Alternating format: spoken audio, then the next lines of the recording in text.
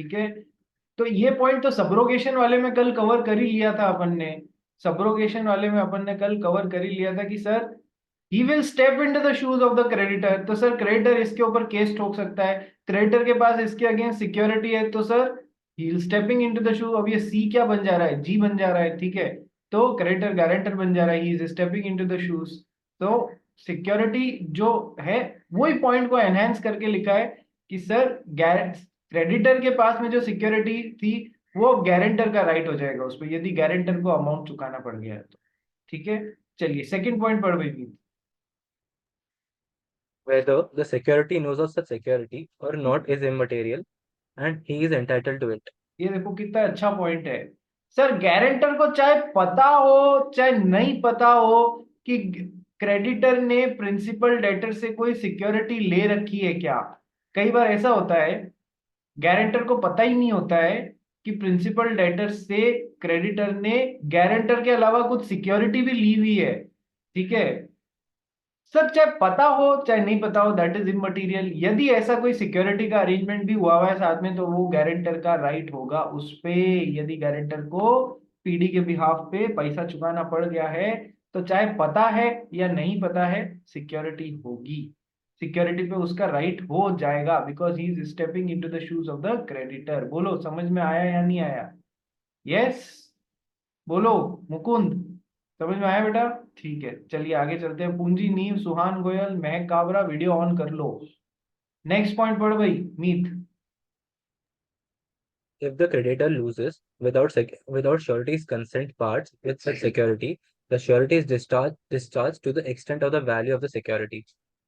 Now if the creditor loses such security or without sureties consent parts with such security, अरे बाप रे, मान लो guarantor को, मान लो गारंटर को यहां पर चुकाना पड़ गया, इतने में नया काम हो गया। क्या नया काम हो गया कि सर क्रेडिटर ने है ना वो जो सिक्योरिटी थी वो मान लो उसकी वैल्यू आज मार्केट वैल्यू 1 लाख रुपए की थी, उस सिक्योरिटी की मार्केट वैल्यू 1 लाख रुपए की थी और गारंटर ने गारंटी दी हुई है मान लो 2 लाख रुपए तक की, और सही में गारंटर को 2 लाख रुपए यहाँ पर चुकाने पड़ गए। ठीक है, क्रेडिटर ने क्या किया, उस सिक्योरिटी को लूज कर दिया, इस सिक्योरिटी को, या बिना गारंटर की परमिशन के उसे खुर्द बुर्द इधर उधर कर दिया, तो सर इतना रुपया ये वसूल सकता है। क्या लिखा हुआ है, इफ द क्रेडिटर लूजेस या फिर without securities consent parts with such a security, the security is discharge to the extent of the value of the security. अब ये 2 लाख में से 1 लाख रुपए चुकाने के लिए बाध्य नहीं होगा, केवल 1 लाख रुपए ही चुकाने के लिए बाध्य होगा, उतने से इसकी भी रिस्पॉन्सिबिलिटी कम हो जाएगी। सिंपल भाई, अरेंजमेंट था ना सिक्योरिटी का, यस सर, तुमने उसको हटा दिया, कहीं दे दिया, वापस दे दिया, या कहीं थर्ड पार्टी को दे दिया जो कि अब वापस नहीं मिलने वाला है, एक्चुअल में उस पे किसका राइट होता है? यदि गारंटीड अमाउंट पे करना पड़ता तो सर गारंटर का राइट हो जाता। तो सर तुमने इधर उधर कर दिया बिना उसकी परमिशन के, इधर उधर या लूज कर दिया उसको, तो फिर सर उतने रुपए से इसकी गारंटी कम हो जाएगी। बात समझ में आ गई? ठीक है, चलिए, सिंपल है। तो right to creditor security, security से रिलेटेड ये 3 points. Second right of security against creditor is right to set off. Set off तुम सब समझते हो, पढ़ के खत्म करो इसको। Right to set off. Surety can have the benefit of the set off, which the PD has against the creditor. Principal debtor जो है इसको चुकाने 1 लाख रुपए और क्रेडिटर से मांगता भी है 25,000 रुपए, तो सर ये इन दोनों का कोई सेट ऑफ है तो वो उसका बेनिफिट इसको भी मिलेगा भाई, ऐसा नहीं है कि पूरा 1 लाख रुपए चुकाने के लिए दौड़ने लगेगा ये यहाँ पर। ठीक है, सेट ऑफ का फायदा मिलेगा मिलेगा मिलेगा। Surety can have the benefit of the set off which the PD had against the creditor. Third, right to share reduction, right to share reduction, ये अच्छा पॉइंट है, पढ़ो। Right to share reduction. The surety has right to claim reduction in liability if the principal debtor becomes insolvent. देखो, surety has right to claim reduction in the liability if the principal debtor becomes insolvent. ये जो तूने question पूछा था Meet, sir principal debtor insolvent हो गया तो अब फिर गारंटर को इंडेमनिटी मिलेगी क्या, देखते हैं। The surety has a right to claim reduction in his liability if the principal debtor becomes insolvent. इसको एक एग्जाम्पल के थ्रू पढ़ेंगे, पढ़ भाई। Example, X took a loan of rupees 50,000 from Y, which was guaranteed by Z. X became insolvent and only 25% is realized from his property against liabilities. Now Y will receive rupees 12,500 from X, and now Z is liable to pay 37,500. देख लो 3,000 minus 12,500. Sir, right to share reduction में देखो, इसने मीत ने अलग चीज पूछी थी और ये चीज पॉइंट अलग चीज बता रहा है।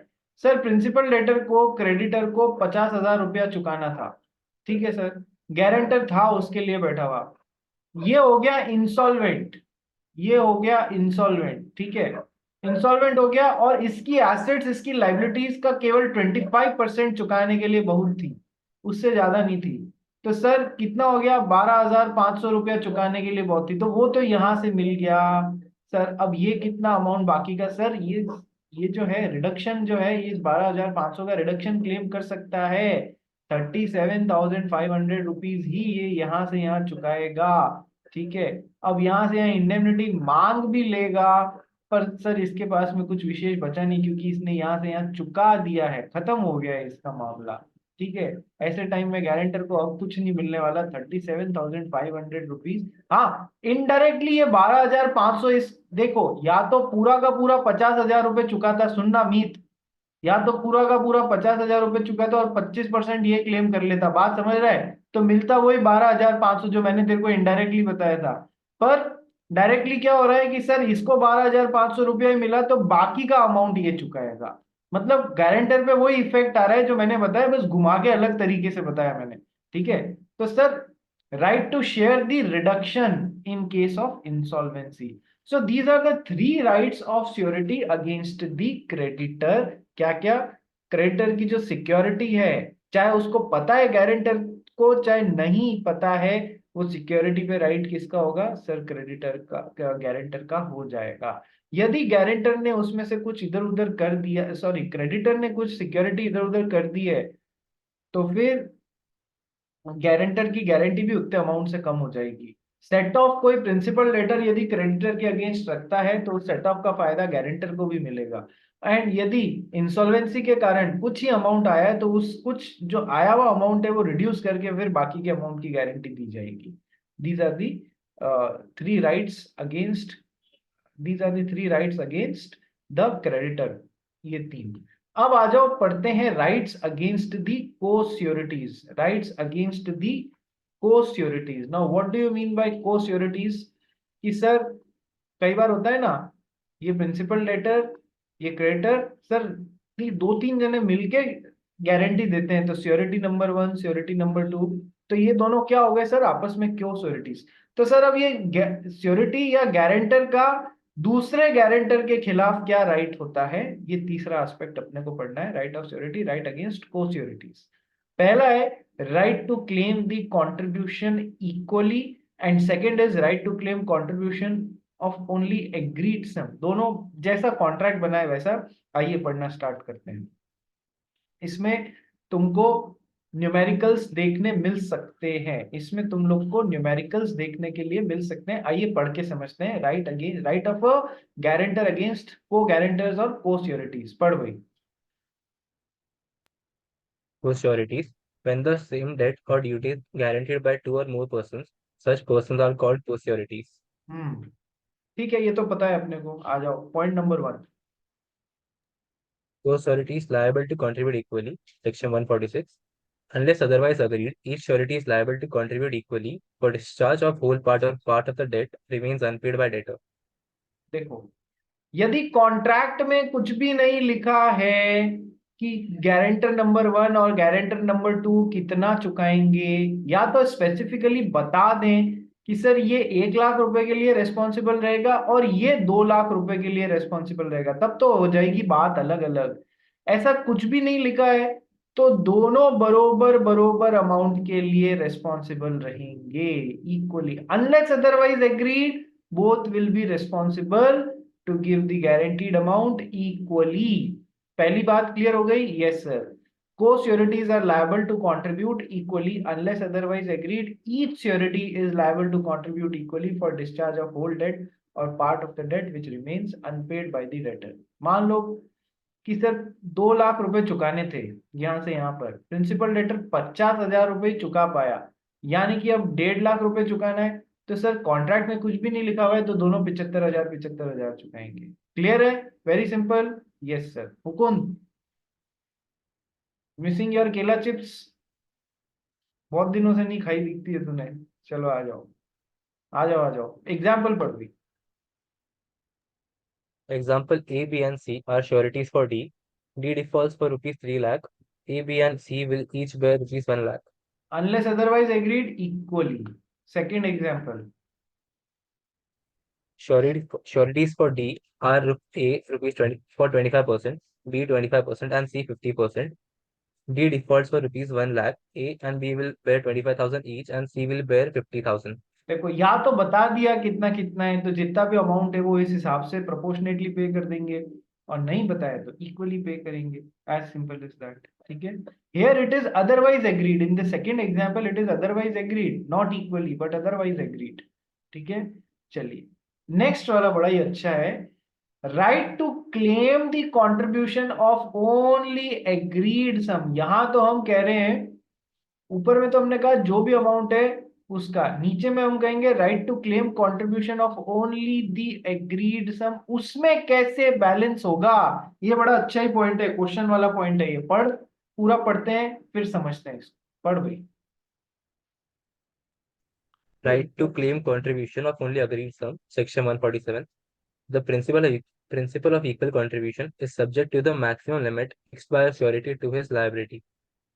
Co-sureties who are bound in different sums are liable to pay equally as far as the limits of the respective obligations permit. देखो ये बहुत अच्छा पॉइंट है।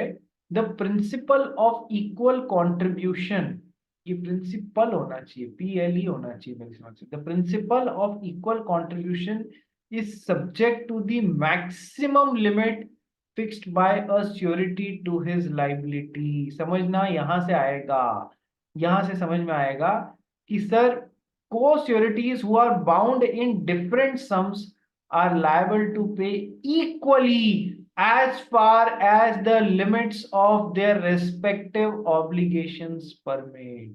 देखो ये लिखने के लिए अच्छा है, समझने के लिए अपन एग्जाम्पल में चलते हैं कि ये पॉइंट क्या बोल रहा है। कि सर यदि तुम्हारे कोई अमाउंट की बात करी हुई है, ठीक है, तो उसमें भी इक्वल कंट्रीब्यूशन होगा क्या? आइए देखते हैं। A B and C contract to act as sureties for D. A B C मिलके 3 को श्योरिटीज हैं डी के लिए, who is the principal debtor, via different bonds for different penalties और गारंटीज एज फॉलोज। देखो ए ने गारंटी ली है 1 लाख रुपए की, बी ने गारंटी ली है 2 लाख रुपए की, और सी ने गारंटी ली है 4 लाख रुपए की। अब सिचुएशन नंबर 1 कि sir D defaults for ₹3 lakh, D defaults for ₹3 lakh. Sir ये ऊपर वाला केस नहीं है जहां पर जो भी डिफॉल्ट आएगा मैं 25% दूंगा, ये 25% देगा और तीसरा 50% देगा, जो भी डिफॉल्ट आए। नहीं, ये लोग अमाउंट की बात कर रहे हैं। अब इधर खेल पलट जाएगा। सर यदि ए ने गारंटी अमाउंट लिया है 1 लाख का, बी ने 2 लाख का और सी ने 4 लाख का, और सबसे पहली सिचुएशन नंबर 1 डिफॉल्ट हुआ है 3 लाख का, ऐसा कुछ नहीं लिखा है कि ये 25% पे करेगा, ये 50%। सर इक्वल वाला रूल अभी भी लगेगा, इक्वल वाला रूल लिमिट्स के अंदर खेलना चालू हो जाएगा। ये कैसे कि सर 3 लाख की है, सर ए भी 1 लाख की देगा, बी भी 1 लाख की देगा, सी भी 1 लाख की देगा। इक्वल वाला रूल अभी भी चलेगा इसमें। Situation number 2 D default for ₹4 lakh. अब समझो ए तो का तो मैक्सिमम गारंटीड अमाउंट 1 लाख ही है, तो ये तो उतना ही पे करेगा। बचा कितना? बचा कितना? 2 लाख रुपया, सॉरी बचा कितना? 4 लाख में से 1 लाख रुपए ए ने पे कर दिया, ठीक है। बचा कितना? 3 लाख रुपया। सर बी और सी को पे करना है। बी 2 लाख के लिए रिस्पॉन्सिबल है, सी 4 लाख के लिए रिस्पॉन्सिबल है। लेकिन सर इक्वल कंट्रीब्यूशन वाला रूल लगेगा या नहीं लगेगा? या इसको ऐसे देखो, सर ए 1 लाख के लिए बी 2 लाख के लिए, सी 4 लाख के लिए उन्होंने अमाउंट लिया, कि इतने अमाउंट की गारंटी ली है। सर अभी 4 लाख की हो गई, तो वैसे तो ए बी सी का इक्वल कंट्रीब्यूशन निकाले तो 4 लाख डिवाइडेड बाय 3 कितना होता है, 1,33,000 ईच, अराउंड 1,33,000 ईच। पर ए की तो मैक्सिमम लिमिट कितनी है सर, कि 1 लाख रुपए ही है, तो चलो ए को 1 लाख रुपए देने देते हैं। ठीक है, बचा कितना अमाउंट, 4 में से 1 चला गया, कि सर 3 लाख रुपए। अब 3 लाख में इक्वल कंट्रीब्यूशन कितना बनता है बी और सी का, कि सर 1.5 1.5 लाख रुपए बनता है, क्या दोनों की लिमिट के अंदर है, हाँ सर। तो बी और सी दोनों 1.5 1.5 लाख रुपए पे करेंगे। क्या ये बात समझ में आ गई, rule of equal contribution limits के अंदर भी खेलता है। क्या ये बात समझ में आ गई रे, इस पे क्वेश्चन बनते हैं। ठीक है, तीसरी सिचुएशन देखो। D default for rupees 8 lakh, 8 lakh रुपए के लिए डिफॉल्ट मार देता है। वैसे तो इक्वल आना चाहिए, 8 लाख डिवाइडेड बाय 3, 2,66,000 तीनों का होना चाहिए। पर सर पहला कितना, कि सर 1 लाख का, दूसरा कितना 2 लाख का, ये इतनी इतनी पे करेंगे, 2 और 1 3, बचा कितना 8 लाख में से, कि सर 5 लाख रुपए बचा। सर पर सी की भी मैक्सिमम लाइबिलिटी 4 की है, तो ये भी 4 पे करेगा, बाकी एक नुकसान है क्रेडिटर का, उसके पास में कोई सिक्योरिटी हुई तो उसमें से वसूल लेगा। बात समझ में आई। ठीक है, इस इन 3 अलग अलग सिचुएशन से आपको समझाना क्या चाह रहे हैं, कि sir rule of equal contribution applies with in the limits also. Example जो ये वाला है और ये वाला है, इसमें फर्क समझ में आया, कि सर 25 25 50, यहां तो तुमने जो भी अमाउंट आएगा उसमें ये डिसाइड कर दिया, जो भी अमाउंट